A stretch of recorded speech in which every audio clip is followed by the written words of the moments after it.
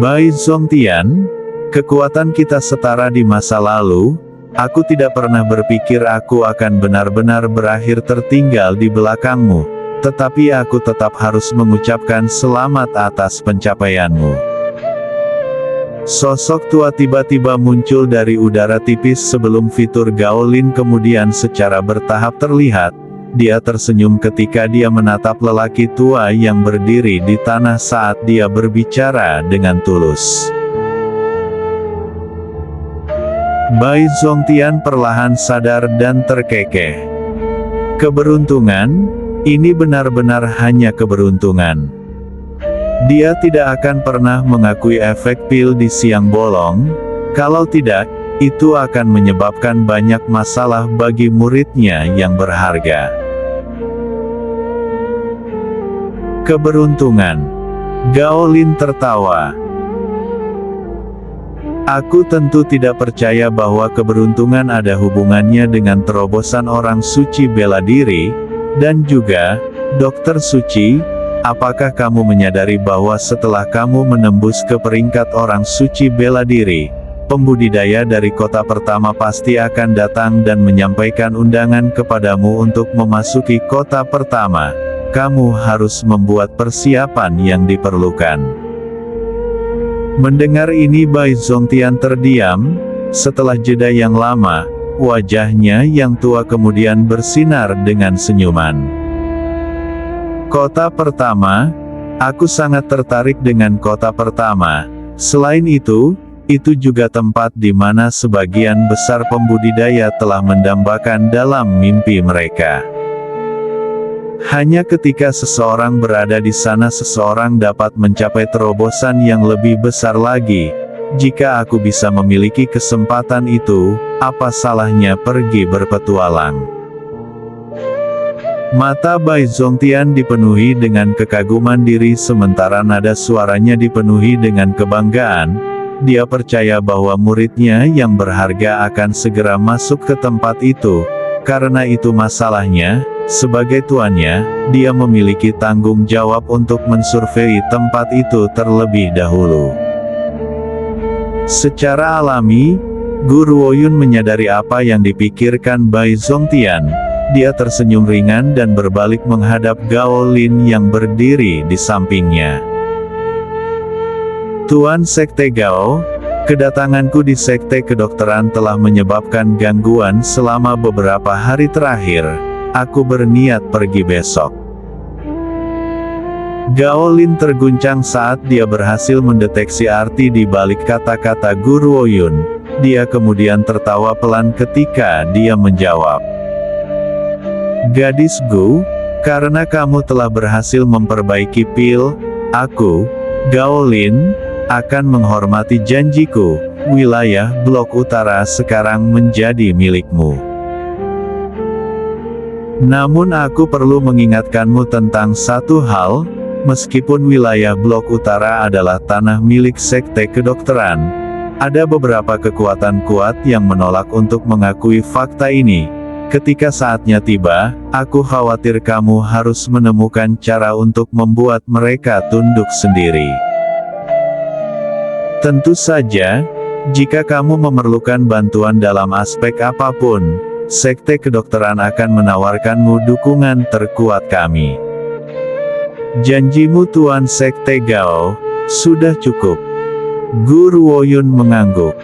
Haruskah kita mulai dengan transisi wilayah sekarang? Baiklah, gadis Gu, ikut aku ke ruanganku. Gao Lin tersenyum lembut. Meskipun wilayah Blok Utara telah membawa banyak manfaat besar bagi Sekte Kedokteran, mereka tidak ada apa-apanya dibandingkan dengan pil. Jadi, meskipun dia telah memberikan wilayah itu, dia tidak merasakan cubitan sama sekali.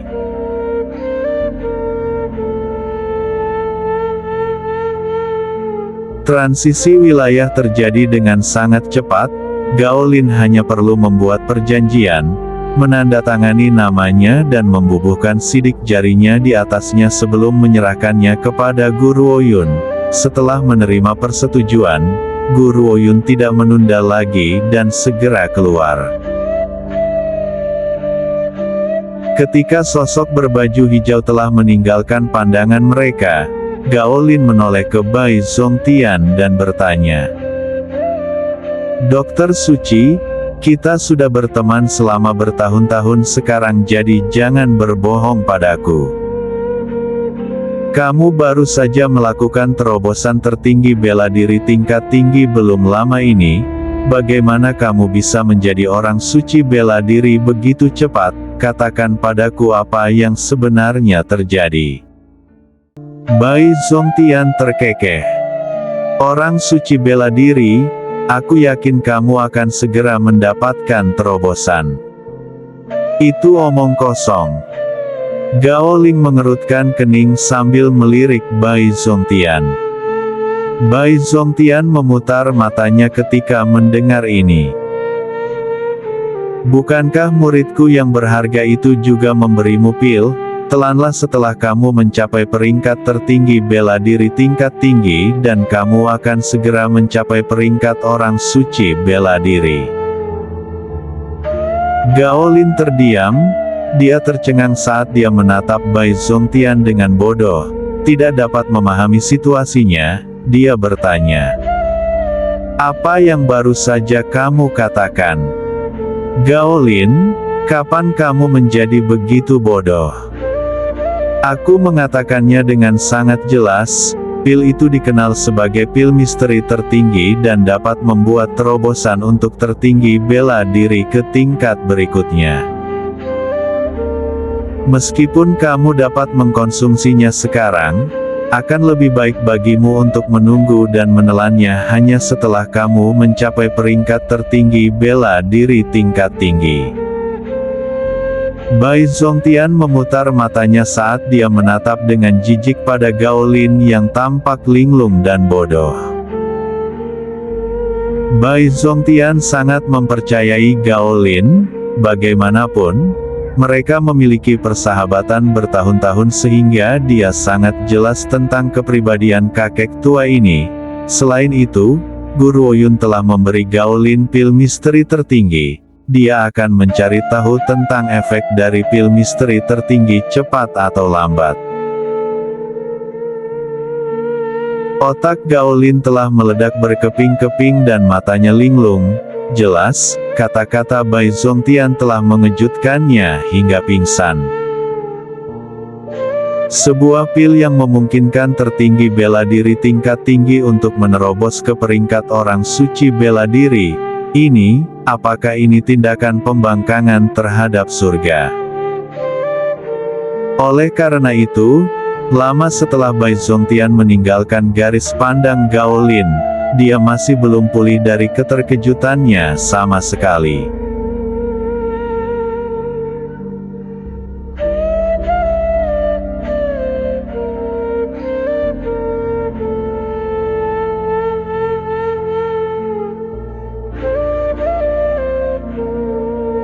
Sinar cahaya merah memberikan pemandangan yang kontras di dalam pagoda ilahi kuno.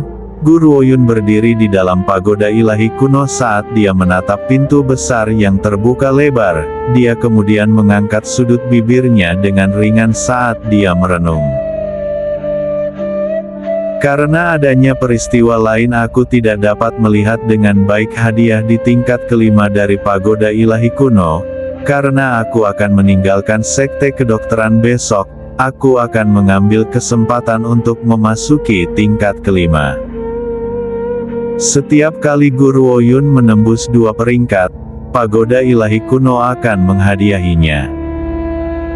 Ada kesenjangan yang panjang sejak hadiah sebelumnya, dia hanya bisa membuka tingkat kelima di pagoda ilahi kuno setelah dia berhasil menembus ke peringkat tertinggi bela diri. Setelah terhuyung-huyung dari pikirannya, Guru Ouyun perlahan memasuki ruangan. Ruangan ini benar-benar kosong dan hanya sebuah meja yang muncul di depan matanya.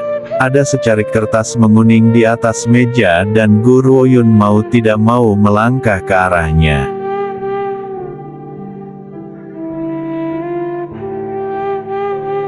Ini.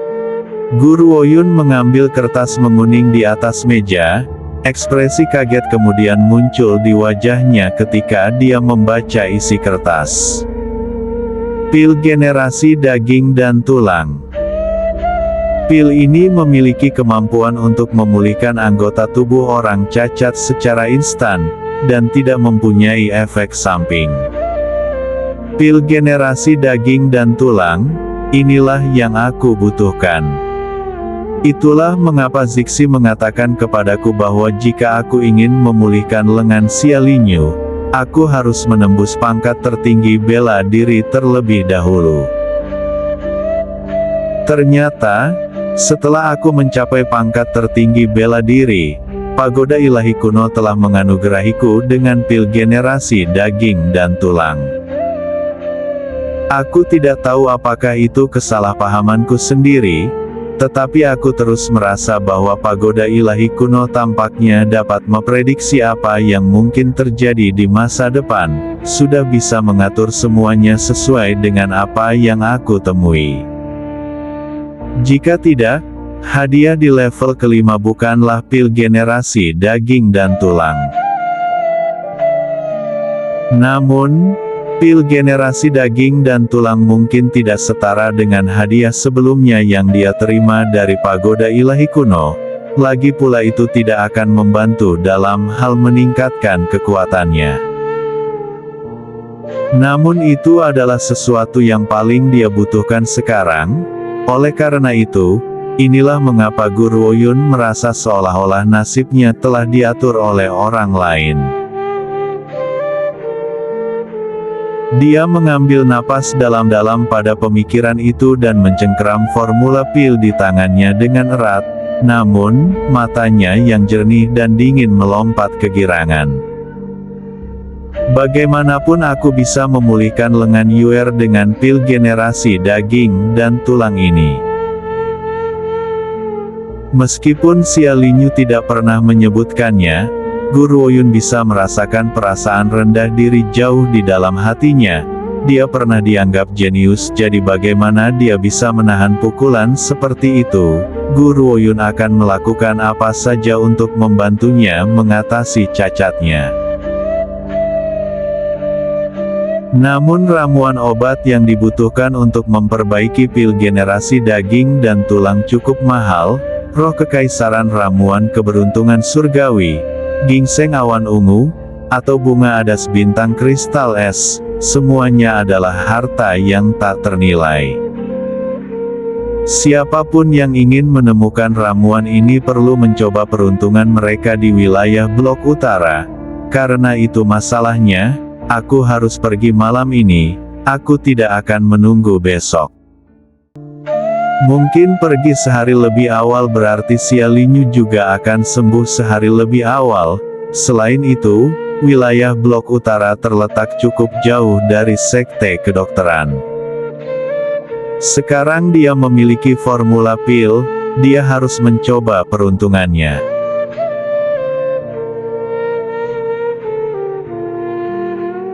Guru Woyun tidak ragu lagi memikirkan hal ini. Setelah meninggalkan pagoda ilahi kuno, dia dengan cepat bertemu dengan Bai Zongtian untuk mengucapkan selamat tinggal.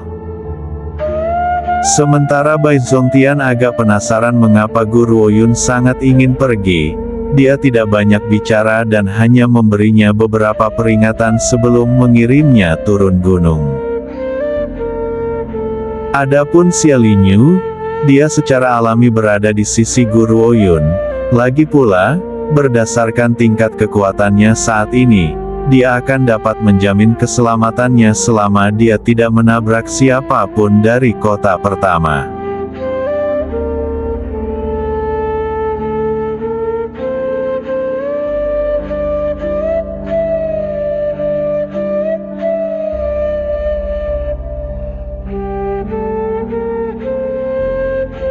Wilayah blok utara terletak di wilayah utara daratan, itu dekat dengan ladang salju es tempat Guru Woyun pertama kali bertemu Tuan Besar Honglian. Oleh karena itu ada banyak pembudidaya kuat di wilayah blok utara.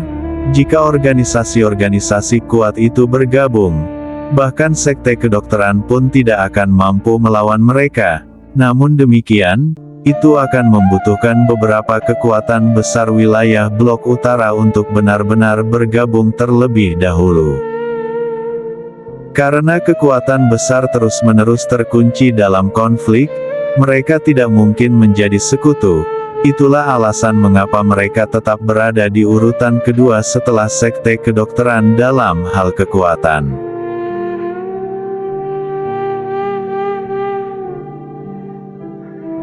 Pada saat ini, gerbang kota angin berawan, yang terletak di dalam wilayah blok utara, terus-menerus dalam keadaan gelisah. Semua orang berbisik satu sama lain tetapi tidak ada yang tahu apa topik diskusi mereka. Dua penjaga berdiri tegak di dekat gerbang kota. Mereka tidak tergoyahkan dan teguh seperti gunung saat mereka menatap dengan dingin ke kerumunan yang gelisah. Tuan dan Nyonya, kota angin berawan telah menerima surat tantangan dari bandit giok salju. Kami akan terlibat dalam pertempuran dengan bandit giok salju selama beberapa hari ke depan. Gubernur kami telah mengeluarkan perintah bahwa siapapun yang ingin memasuki kota angin berawan harus bergabung dengan pertempuran kami melawan bandit giok salju. Semua orang harus pergi jika mereka tidak ingin hidup mereka dalam bahaya. Kerumunan meledak menjadi hiruk-pikuk diskusi ketika mereka mendengar ini, namun, wajah mereka tidak lagi menunjukkan kecemasan mereka sebelumnya, bahkan rasa panik itu kini tergantikan. Banyak yang bahkan mencoba menghindari kontak mata dengan para penjaga, takut melibatkan diri mereka sendiri. Bandit giok salju, Guru Woyun mengerutkan alisnya saat dia melirik gerbang kota yang tertutup rapat. Tidak ada yang tahu apa yang dia pikirkan. Saat itu, seorang pemuda memperhatikan Guru Woyun yang tidak menunjukkan tanda-tanda bergerak dan dengan ramah mengingatkannya. "Nona, mengapa kamu masih berdiri di sini? Kekuatan bandit giok salju sangat menakutkan. Jika kamu tidak melarikan diri tepat waktu, kamu mungkin akan membahayakan hidupmu." Bandit giok salju. Guru Woyun mengangkat alis dan bertanya, "Tidak yakin. Aku ingin tahu dari mana bandit giok salju ini berasal." "Nona, kamu belum pernah mendengar tentang bandit giok salju." Pemuda itu menatap Guru Woyun dengan heran seolah-olah dia tidak pernah menyangka akan bertemu seseorang di wilayah blok utara yang tidak mengetahui keberadaan bandit giok salju. Namun, dia segera menjelaskan dengan ramah. Katanya ketiga pemimpin bandit giok salju telah mencapai pangkat tertinggi bela diri. Orang-orang seperti kita bukan tandingan bandit giok salju. Jadi sebaiknya cepat dan pergi. Kerutan di alis Guru Woyun semakin dalam saat dia menjawab dengan lemah. "Aku hanya akan lewat, selain itu aku masih harus bergegas dalam perjalanan. Perselisihan antara kota angin berawan dan bandit giok salju bukanlah urusanku." Ketika salah satu penjaga yang muram seperti gunung mendengar pernyataannya, dia memandangnya dan berbicara dengan acuh tak acuh. Anggota bandit giok salju sudah berjaga di luar gerbang kota lainnya. Siapapun yang keluar dari sana akan dibunuh tanpa ampun. Itu sebabnya gubernur kota telah memerintahkanku untuk menyampaikan situasi ini. Jika kamu yakin ingin memasuki kota angin berawan, kamu harus mempersiapkan diri untuk berperang melawan bandit giok salju. Kalau tidak, sebaiknya kamu pergi sekarang. Bahkan jika kamu terburu-buru dalam perjalananmu, itu lebih baik daripada membuang hidupmu. Guru Woyun mengangkat bahunya dan menjawab dengan ekspresi putus asa di wajahnya. "Kalau begitu aku tidak punya pilihan. Aku sangat terburu-buru jadi aku harus memasuki kota angin berawan. Nona, jangan gegabah, tidak ada gunanya jika kamu membuang hidupmu. Pemuda yang baik terus mencoba dan menasihati Guru Oyun. Bagaimanapun bandit giok salju cukup kejam, jika seorang gadis yang begitu halus dan cantik jatuh ke tangan mereka, dia akan dipukuli sampai babak belur, itu akan sangat disayangkan. Aku sangat menghargai kebaikanmu, tetapi aku benar-benar terdesak waktu jadi aku harus melanjutkan dan memasuki kota angin berawan. Guru Oyun tersenyum. Dia benar-benar ingin memulihkan lengan Xia Linyu sesegera mungkin, oleh karena itu, meskipun dia tidak sepenuhnya nyaman dengan menarik masalah seperti ini, dia tidak punya pilihan lain. Xia Linyu tidak banyak bicara tetapi wajahnya yang halus terangkat menjadi senyuman kecil, pupil matanya yang jernih terpaku pada wanita di sebelahnya seolah-olah dia akan mendukungnya tanpa syarat dalam setiap keputusan yang dia buat. Pemuda yang baik hati itu menatap Guru Oyun dan Xia Linyu dengan simpatik. Dia tampak seperti ingin mengatakan sesuatu lagi tetapi kata-katanya tidak mau keluar. Pada akhirnya dia tetap diam dan dengan cepat melanjutkan perjalanannya. Bagaimanapun, kekuatan bandit giok salju terlalu mengerikan, dia tentu tidak ingin mengundang bencana.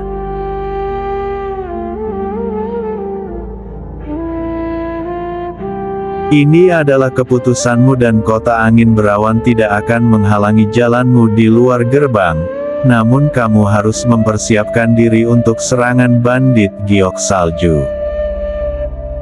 Penjaga itu berbicara dengan nada sedingin es sebelum dia perlahan membuka gerbang kota. Dia tidak melirik Guru Oyun sama sekali.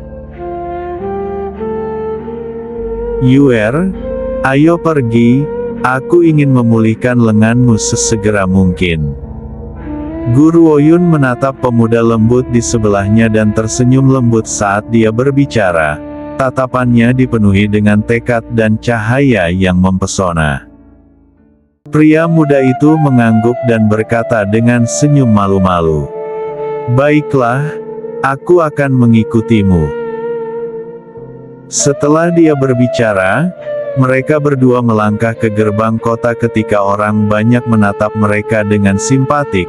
Segera, setelah keduanya masuk, beberapa yang tidak takut mati atau mereka yang memiliki kekuatan cukup memasuki kota angin berawan juga. Gerbang kota kemudian perlahan ditutup rapat kembali.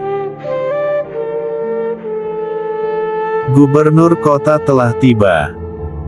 Saat Guru Oyun melangkah melewati gerbang kota, sebuah suara tiba-tiba terdengar dan menarik perhatiannya. Matanya yang jernih dan dingin menatap saat sesosok sosok perlahan dikawal melewati kerumunan. Wajah pria itu cerah dan tampan sementara matanya seperti bintang. Jubah bordirannya memancarkan aura indahnya saat sinar matahari menyinari dirinya dengan hangat. Seseorang tidak bisa tidak merasa tertarik pada pria itu. Dapat diasumsikan bahwa para pembudidaya yang baru saja memasuki kota angin berawan tidak pernah berharap gubernur kota menjadi pria yang tampan dan muda. Cahaya terang yang menyilaukan dari tubuhnya membuat orang lain sulit untuk berpaling. Namun, Guru Oyun segera berbalik dan tidak memperhatikan pria itu lagi. Lagi pula, dengan pria tak tertandingi seperti Qian Bei Ye di sisinya, pria lain, tidak peduli seberapa tampan mereka tidak akan bisa menandingi bahkan sebagian kecil darinya.